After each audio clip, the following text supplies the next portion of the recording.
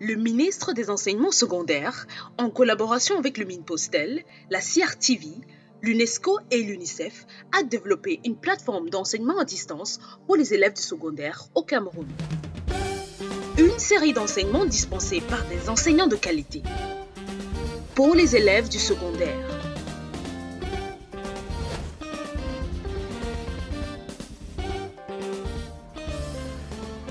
Apprendre n'a jamais été aussi simple avec l'enseignement à distance. Une initiative du ministère des Enseignements secondaires sous la supervision du professeur Pauline Nalova-Lyonga en collaboration avec le ministre des Postes et Télécommunications, la CRTV, l'UNESCO et l'UNICEF. Nous introduisons l'enseignement à distance comme une autre méthode d'enseignement et d'apprentissage qui diffère du cadre de classe traditionnel auquel vous êtes tous habitués. Dans le mode d'enseignement à distance, vous n'êtes pas avec l'enseignant en personne, alors prenez votre temps, détendez-vous, écoutez l'enseignant, prenez des notes et visitez les liens suivants pour toute question ou réponse à vos préoccupations. Allez-y à votre rythme. Nalova-Lyonga, ministre des Enseignements secondaires. Je suis Madame Barga Marie-Claire, enseignante de didactique de mathématiques au niveau 3. Chers élèves maîtres, nous allons voir aujourd'hui une nouvelle leçon qui porte sur la description des étapes d'une leçon de mathématiques. Mais avant d'y entrer, nous allons d'abord présenter sommairement cette discipline qui porte sur une introduction, une compétence terminale et des prérequis. Dans cette didactique, il s'agit de montrer aux élèves maîtres des ENIEJ comment enseigner cette didactique aux élèves du primaire et de la maternelle. Ceci dit, la didactique de mathématiques a deux grandes parties. La première partie qui porte sur la remise à niveau, en d'autres termes qui porte sur l'enseignement préparatoire des mathématiques et la didactique proprement dite. En ce qui concerne l'enseignement préparatoire des mathématiques, elle se présente de la manière suivante. Il y a le thème et puis il y a la durée. En ce qui concerne les thèmes, elle a en lui-même 4 thèmes. Le premier thème porte sur les généralités qui durent 2 heures de cours par semaine.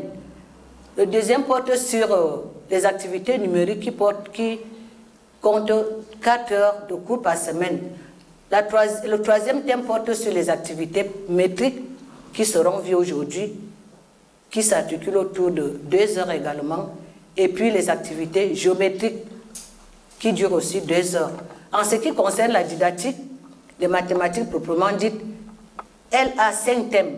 Le premier thème porte sur les généralités avec pour durée 4 heures par semaine.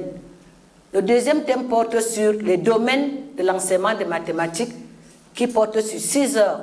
Le troisième thème porte sur la méthodologie de l'enseignement des activités numériques qui porte sur 8 heures.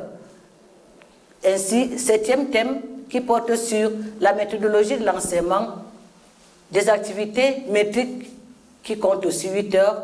Et enfin, la méthodologie de l'enseignement des activités géométriques qui portent sur 8 heures.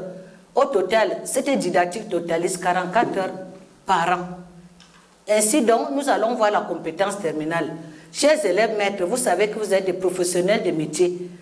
On vous forme à l'ENIEJ pour que vous preniez en main les élèves des écoles primaires et maternelles. C'est pour ça que vous devez préparer et conduire les leçons et résoudre les situations, problèmes liés aux mathématiques. En ce qui concerne les prérequis, nous avions déjà vu que au niveau de l'ENIEJ, celui qui bénéficie avoir fait le niveau 1 et 2 de la formation, c'est-à-dire les élèves du BPC 1 et probatoire 1. En ce qui concerne le bac, il faut avoir passé brillamment son concours d'entrée à l'ENIEJ. Ainsi, nous allons donc passer maintenant à notre activité proprement dite qui porte sur la description d'une leçon de mathématiques à l'école primaire. Il s'agit ici de notre 7e thème qui porte sur la méthodologie de l'enseignement des activités métriques, dont la leçon porte sur la description de la méthodologie d'une leçon de mesure. Il s'agit concrètement de quoi? De montrer à l'élève maître comment il faut préparer une leçon à l'aide des étapes d'une leçon. Ici, nous avons comme plan l'introduction, la situation didactique, les activités d'apprentissage, le résumé et les activités partielles d'intégration. Cette leçon vise à appliquer les principes, exigences et méthodologiques dans la préparation et la conduite des leçons sur les activités métriques. Pour mieux appréhender cette façon, l'élève maître devra maîtriser les méthodes pédagogiques appropriées pour l'enseignement-apprentissage des activités métriques qui impliquent divers calculs et conversions. Comme prérequis, je vais m'adresser à la classe involontaire pour nous rappeler ce qu'on a vu dernièrement. Je m'adresse particulièrement ici à l'élève Atana. Atana, qu'est-ce qu'on a vu la semaine passée? Ok, je comprends que nous avions vu les méthodes pédagogiques appropriées aux enseignements de mathématiques. Il s'agit concrètement de quoi, Enyego? Ok, vous parlez des méthodes inductives et des méthodes déductives. De quoi s'agit-il concrètement? Les méthodes inductives, c'est celles qui permettent à l'élève de commencer par la généralisation des enseignements pour arriver aux activités particulières. Qu'est-ce que la méthode déductive? C'est celle qui part d'une notion pour arriver à une règle mathématique. Vous allez donc découvrir ensemble avec moi, chers élèves, voilà la situation d'un directeur d'une école primaire qui demande à un enseignant de préparer une leçon qui porte sur la méthodologie d'une leçon de mathématiques au niveau 3 afin d'édifier ses jeunes collègues. Celui-ci, ne se trouvant en difficulté, vous sollicite afin que vous lui montrez la démarche à suivre pour réussir avec succès sa tâche. Alors, je viens de lire cette situation didactique. Je vais passer la parole à l'élève Eboubé pour qu'il lise également. Pendant que vous êtes donc en train de lire, il s'agit de quoi concrètement? Involontaire. On nous parle d'un enseignant qui est en marge des innovations pédagogiques et qui se trouve en difficulté, ne maîtrisant pas la méthodologie pour préparer le canevas d'une leçon. Il vient donc vous contacter et il vous demande de l'aider à lui montrer la démarche à suivre. Vous voyez que nous sommes tous les enseignants. Voilà celui-là qui a sûrement abandonné les classes et il revient maintenant, il se trouve en difficulté. Vous allez donc l'aider maintenant. Par comment nous allons l'aider à répondre à ces trois questions? De quoi s'agit-il dans ce texte? À quelle difficulté l'enseignant en marge des innovations fait-il face? En quoi sollicite-t-il votre aide? Pour répondre à toutes ces questions, je vais d'abord vous montrer l'importance des étapes d'une leçon de mathématiques à l'école primaire, selon le canevas rédigé et validé par le ministère de l'Éducation de base en 2018. Comme étape, nous avons d'abord la révision, première étape. Ensuite, nous avons l'introduction et la motivation. Ensuite, il y a la découverte de la situation didactique, suivi de l'analyse ou de la recherche, la confrontation et la validation des résultats, la formulation de la règle, l'évaluation, ainsi que l'activité partielle d'intégration. Voilà donc en gros, chers élèves maîtres, les étapes d'une leçon. Je suis en train de les citer. Ici, il ne s'agit pas de les citer.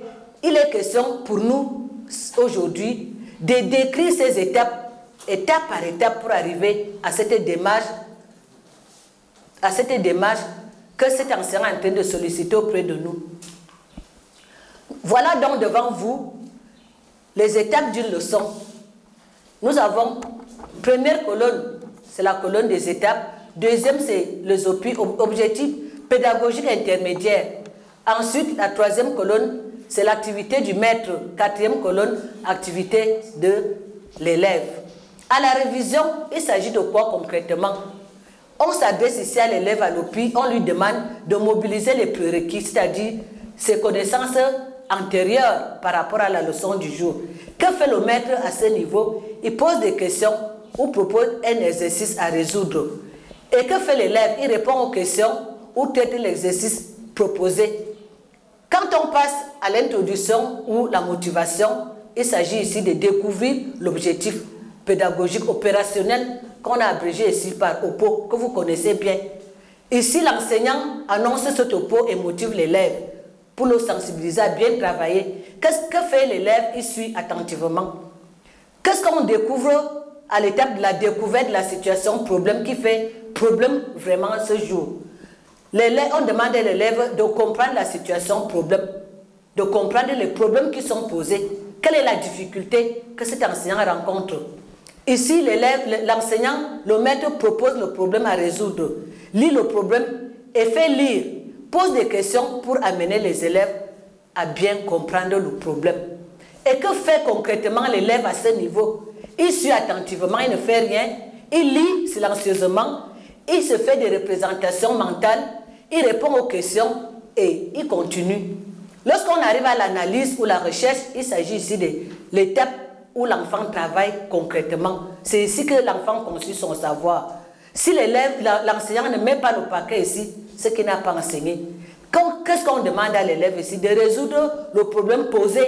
Et que fait l'enseignant concrètement? Il forme les groupes de travail, il donne la situation didactique, les documents de travail, il circule entre les rangées et les groupes, repère ainsi ceux qui vont passer au tableau.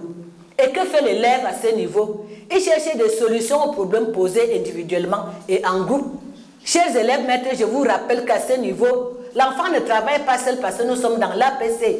Dans l'APC, on fait travailler les élèves en groupe pour avoir des bons résultats. On passe à la confrontation et validation des résultats. L'enseignant présent, il fait restituer les travaux, retient la meilleure démarche, la plus rapide et la plus scientifique, reprend la démarche retenue qu'il explique au reste de la classe. Il s'agit concrètement de quoi?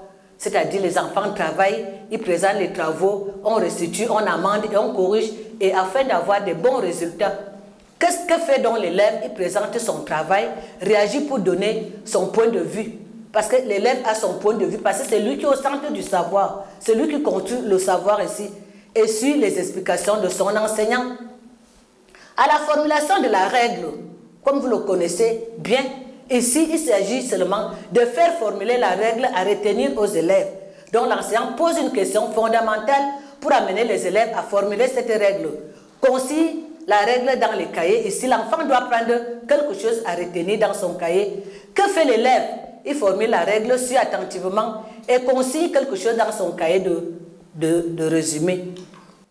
Qu'est-ce qu'on fait à l'évaluation? Nous sommes à l'école primaire. Cette évaluation doit avoir un lien avec le pot. Le pot ici doit avoir une congruence avec l'évaluation. Ça veut dire que c'est ici que le maître vérifie son enseignement et vérifie les acquis des élèves, s'ils ont compris ou pas. C'est ici qu'il fait la remédiation. Dans le cas, il constate que la classe n'a pas été assimilée. Alors, qu'est-ce qu'il fait? Il propose l'exercice d'application et les élèves résolvent tout simplement.